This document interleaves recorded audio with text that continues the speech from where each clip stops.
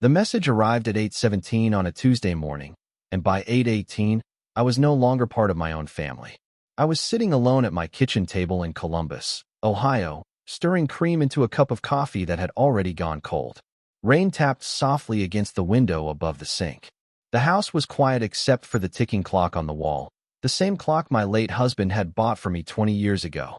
My phone vibrated once. Then again. I glanced down and saw the family group chat. For a moment, I smiled. Maybe Daniel had finally sent new pictures of the kids. Maybe Emma had won another school award. Maybe Caleb wanted to tell me about his baseball game. Instead, I read 7 words that seemed to stop the room from moving. We need distance from you. My stomach tightened. Before I could fully process the sentence, another message appeared. Please stop contacting us completely. I stared at the screen. The words looked unreal, as if someone had accidentally sent them to the wrong person. I read them again. Then a third time. Daniel's name was above the message. My son. The little boy I had once carried through emergency rooms with fevers.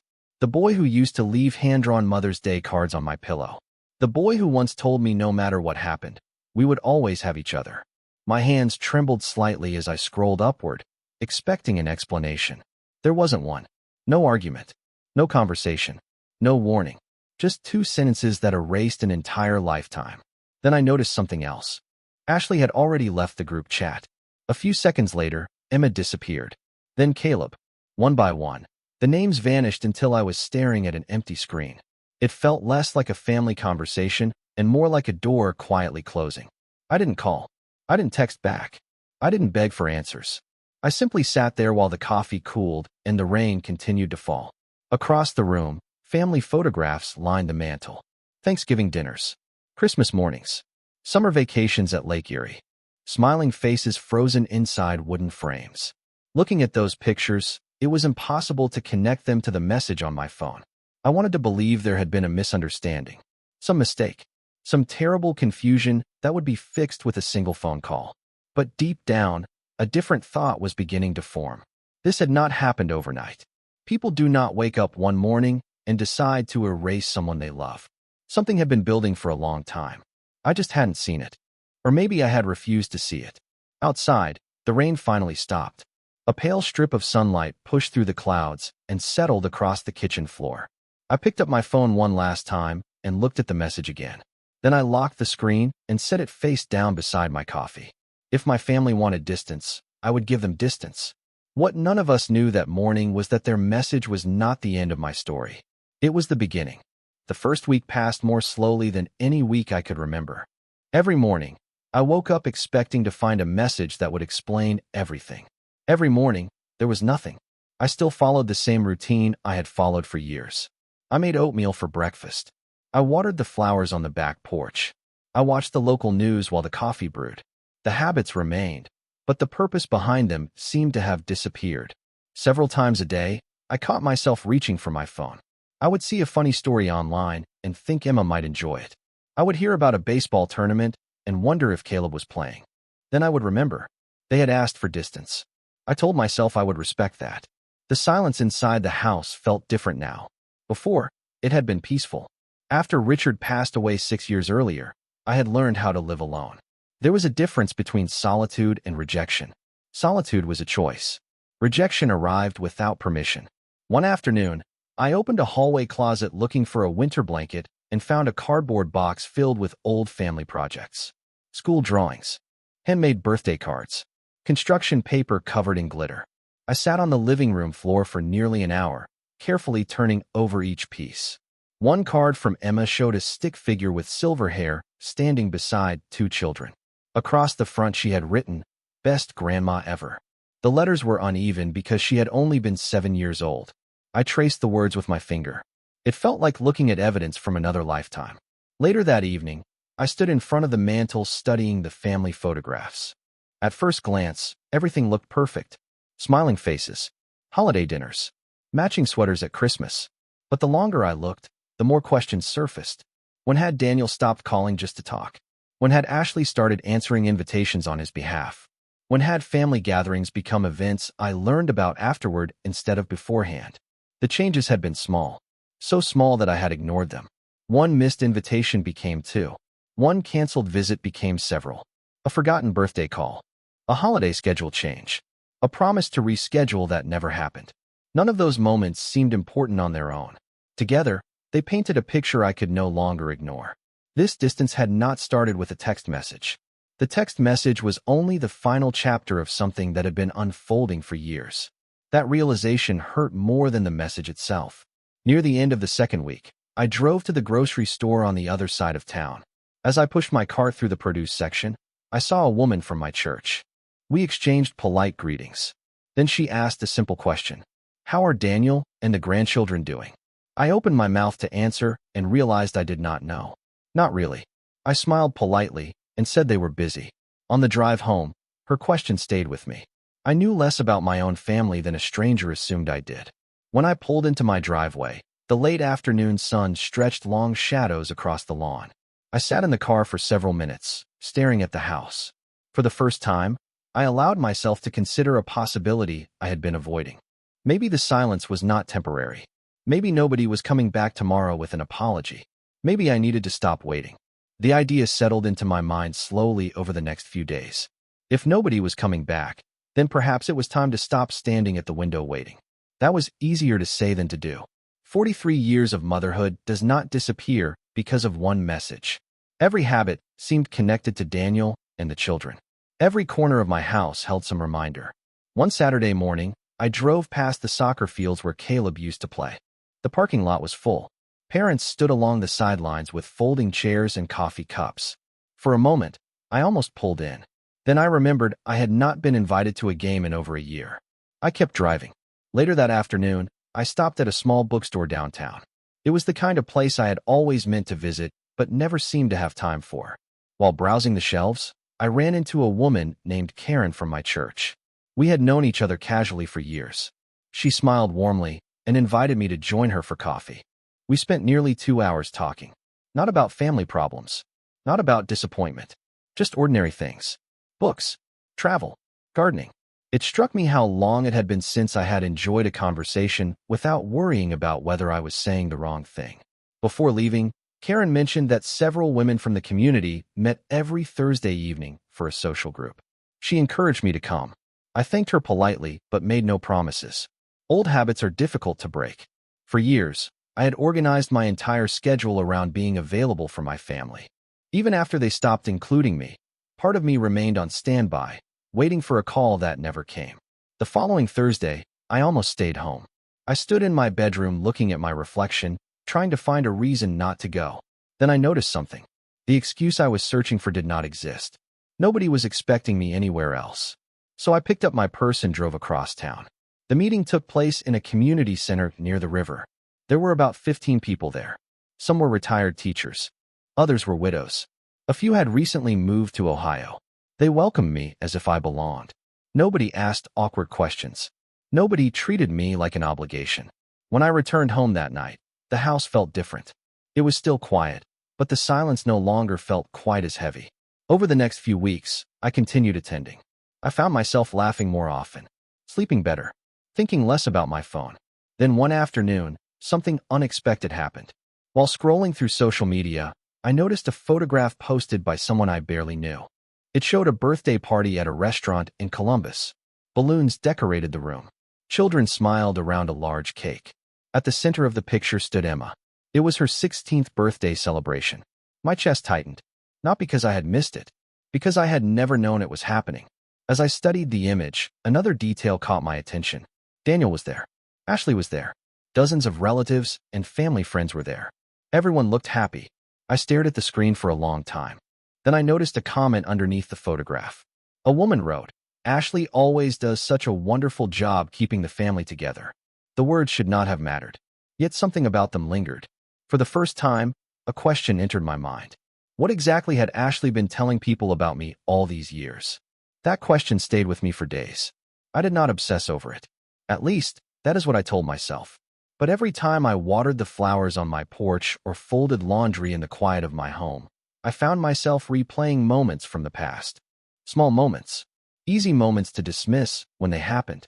I remembered a Thanksgiving dinner 3 years earlier when I had offered to bring my famous pecan pie. Ashley smiled and said she already had dessert covered. When I arrived, I discovered 3 different pies on the table, all brought by her friends. Mine sat untouched in the kitchen. At the time, I convinced myself it was an accident. Then I remembered Emma's middle school choir concert. I had arrived early and saved a seat near the front. 10 minutes before the performance started, Ashley approached me with an apologetic smile and explained that several parents wanted those seats together. I ended up sitting alone near the back. Again, I told myself it was not personal.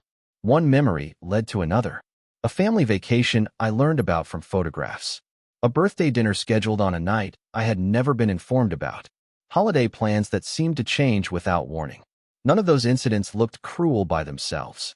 Together, they formed a pattern that was impossible to ignore.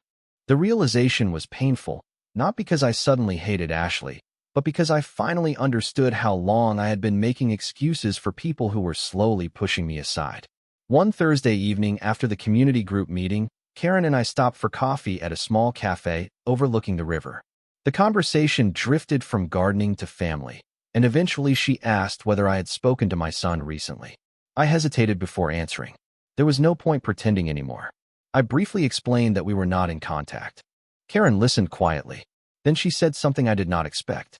Sometimes people spend years creating a story about someone else.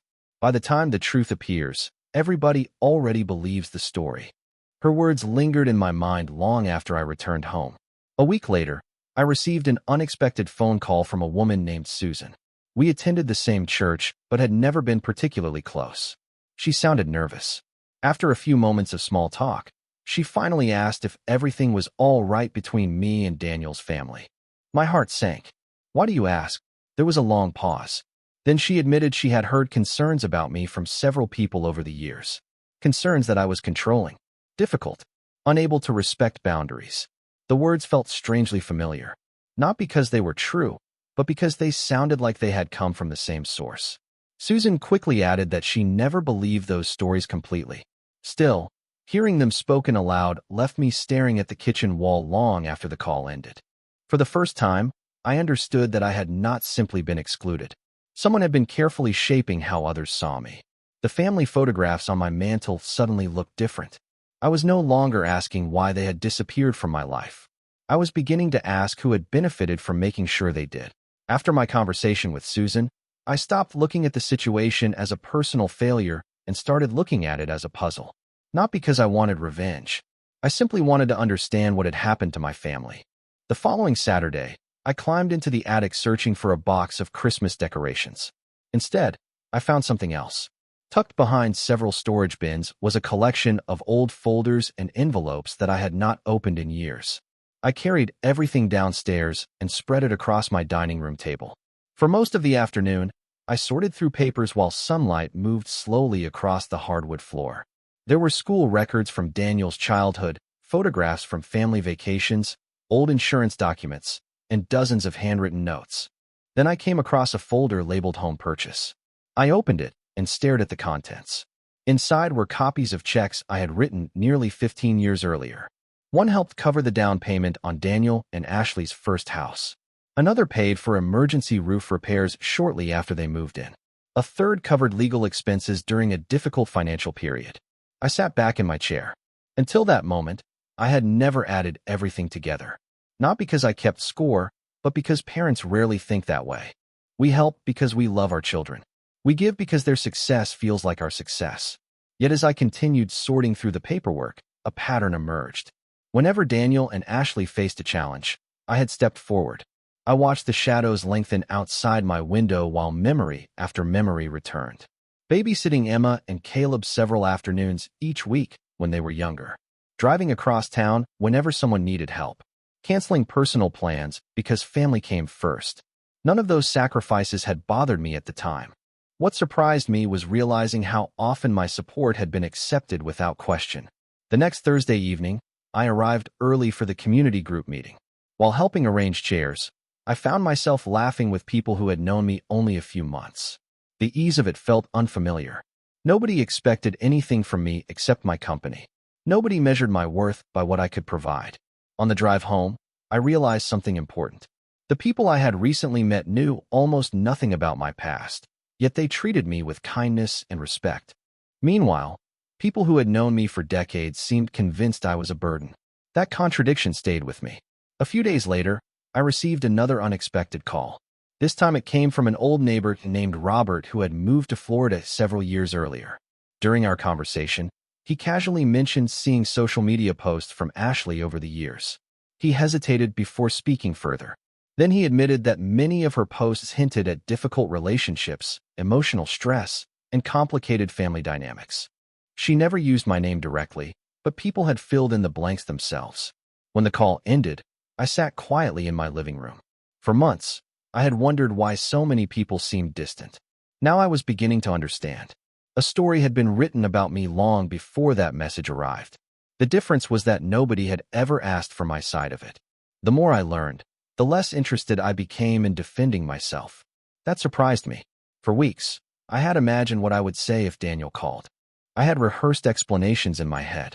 I had prepared answers to accusations nobody had spoken directly to my face. Then one morning, while walking through a park near the Scioto River, I realized something important. People who truly want to understand you usually ask questions. People who only want to judge you rarely do. The autumn air carried the scent of fallen leaves. Children played on a nearby playground. A couple walked a golden retriever along the path ahead of me. Life continued moving forward, indifferent to my family problems. For the first time in months, I felt myself moving forward too. I started saying yes to opportunities one would have ignored before. I joined a weekend gardening project organized by the community center. I attended a local history lecture. I even signed up for a short bus trip to Amish country with a group of retirees. None of these activities were extraordinary. That was exactly why they mattered. My life was no longer built around waiting. One afternoon, Karen stopped by with homemade banana bread. We sat at my kitchen table talking for nearly 3 hours. At one point, she glanced around the room and smiled. "You seem different," she said. I asked what she meant. She thought for a moment before answering. "Lighter." The word stayed with me after she left. Lighter. Not happier exactly. The sadness had not disappeared. I still missed Emma. I still wondered whether Caleb thought about me. I still looked at old family photographs from time to time. But the constant weight I had been carrying was beginning to lift. Around that same period, I received unexpected news from an attorney handling an estate matter connected to a distant relative. The situation involved property that had been in the family for generations. I did not think much of it at first. The process seemed routine. There were forms to review and meetings to attend. Months could pass before anything happened. Even so, the possibility of change quietly entered my life. Meanwhile, something else changed as well. My phone stopped feeling like an object that controlled my mood. Entire days passed without me checking whether someone had reached out. Entire weekends passed without me wondering what my family was doing. Then one evening, while organizing papers in my home office, I noticed a strange detail. Since the day that message arrived, not a single person from Daniel's household had contacted me, not even by accident, not even during holidays. The silence had become complete. I stared at the calendar hanging above my desk. Nearly 6 months had passed. 6 months. I expected the realization to hurt. Instead, I felt calm.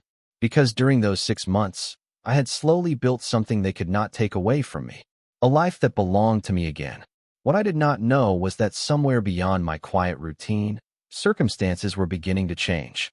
And before long, people who had worked very hard to keep their distance would suddenly find reasons to close it. Winter arrived quietly that year. The trees outside my house stood bare against gray Ohio skies, and most mornings began with a thin layer of frost covering the neighborhood. By then, nearly 8 months had passed since my family disappeared from my life. 8 months since I had stopped expecting explanations. 8 months since I had stopped measuring my worth by who called and who did not. One Tuesday afternoon, I received a call from the attorney handling the estate matter. I almost let it go to voicemail because I was in the middle of helping organize supplies for a community fundraiser. Something told me to answer. The conversation lasted less than 15 minutes, but by the time it ended, my life had changed. A piece of family property that had remained unresolved for years had finally been sold. After taxes and legal expenses were settled, I would receive a substantial inheritance. I sat quietly in my car afterward, looking through the windshield at the parking lot. My first reaction was not excitement. It was disbelief. The amount was more money than I had ever expected to receive at this stage of my life. Over the following weeks, meetings were scheduled, documents were signed, and everything was finalized. I paid off the small remaining balance on my mortgage. I updated several things around the house that I had postponed for years. I donated to causes that mattered to me. Most importantly, I felt something I had not felt in a very long time. Security. Not dependence. Not obligation. Security. One Saturday morning, Karen accompanied me to visit a beautiful condominium community near the river. Large windows overlooked the water. Walking paths connected the buildings to parks and cafes. Residents gathered in common spaces to play cards and share meals. I found myself smiling as we toured the property. For the first time in years, I was making decisions based entirely on what I wanted. A month later, I moved into a bright corner unit with floor-to-ceiling windows and a view of the river. The apartment was not extravagant. It was peaceful. Every item I brought inside had meaning. Every room reflected choices I had made for myself. Then something unexpected happened. News travels quickly, especially among people who know one another through extended family and mutual acquaintances. I never announced anything publicly, but word of the inheritance and my move somehow spread. At first, I did not think much about it. Then one afternoon, while checking email, I noticed a message from an unfamiliar address. The sender was Ashley's cousin. She wrote a surprisingly friendly note asking how I had been and mentioning how much everyone missed seeing me around family events. I stared at the screen for several seconds before quietly closing the message. A week later, another message arrived.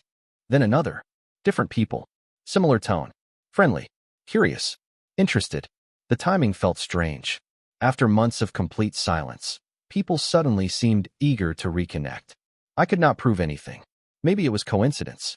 Maybe it was genuine concern. Yet as I watched these small changes unfold, a thought continued returning to me. Distance had been very important to certain people when they believed I had nothing they needed. Now, for reasons I did not yet fully understand, that distance appeared to be shrinking. The first direct message arrived on a rainy Thursday evening. I had just returned from dinner with friends and was placing leftovers in the refrigerator when my phone lit up. The name on the screen stopped me for a moment. Daniel. I stood quietly in my kitchen, looking at the phone as it continued to ring. Nearly a year had passed since the last message I had received from him. Back then, he had wanted distance. Now he was calling. I let it go to voicemail. A few seconds later, another notification appeared. Then a text message. Hi, Mom. I hope you are doing well. I would love to talk when you have time. The words were polite, careful, almost formal. I read them twice before setting the phone aside. The next morning, another message arrived. This time it was from Emma. Grandma, I miss you. My heart tightened. Of all the names I had hoped to see again, hers was the one that still carried the most weight. Yet something felt different. Not wrong. Just sudden. For months there had been silence. Complete silence. Now messages seemed to be appearing everywhere. A few days later, Caleb sent a short note asking how I liked my new place. That surprised me because I had never told him where I lived. Someone else had clearly shared that information. By the following week, Daniel had called 3 more times. Eventually I answered. His voice sounded nervous. Older somehow. We exchanged pleasantries for several minutes before he mentioned getting together. The family would really like to see you, he said. Family. The word hung in the air between us. I remembered another conversation involving family. A much shorter conversation. One that ended with a request that I disappear from their lives completely. I did not mention it. Instead, I simply listened. Daniel explained that everyone had been busy. Life had become complicated. Mistakes had been made. The explanations felt vague, carefully edited, as if he were walking around something neither of us wanted to name. Before ending the call, he suggested dinner. Ashley thought it would be wonderful, he said. That detail caught my attention more than anything else. Ashley thought it would be wonderful. For nearly a year, nobody had wondered whether seeing me would be wonderful. Now suddenly there was enthusiasm, interest, warmth. After hanging up, I walked to the large window overlooking the river. Evening sunlight reflected across the water in long bands of gold. I stood there for a long time thinking about the woman I had been 12 months earlier. That woman would have accepted immediately. She would have rushed toward reconciliation. She would have been grateful simply to be invited. The woman standing by the window felt differently. I was open to seeing my family. I was not desperate to be accepted by them. That distinction mattered more than I could explain. 3 days later, I agreed to dinner. Not because I needed answers, Not because I needed approval. I agreed because I wanted to see what people looked like when they returned after believing you would always be waiting exactly where they left you. The restaurant overlooked the river, only a few miles from my condominium. I arrived 10 minutes early and chose a seat where I could watch the water through the large windows. The hostess offered coffee. I accepted and sat quietly while boats drifted across the surface below. When Daniel finally walked in, I almost did not recognize the expression on his face. He looked uncertain. Behind him came Ashley, followed by Emma and Caleb. For a brief moment, memories collided with reality. I saw the children I remembered and the young adults they were becoming. Emma hugged me first. The gesture felt genuine. Caleb followed, taller than I remembered, his voice deeper. Daniel shook my hand before awkwardly pulling me into a hug. Ashley smiled warmly and complimented my new hairstyle. A year earlier, that smile might have softened me immediately. Now I simply observed. Dinner began politely. We talked about school, sports, local events, and the weather. Everyone seemed determined to avoid the obvious subject sitting in the middle of the table. Finally, Daniel cleared his throat. He looked down at his plate before meeting my eyes. He said they had made mistakes.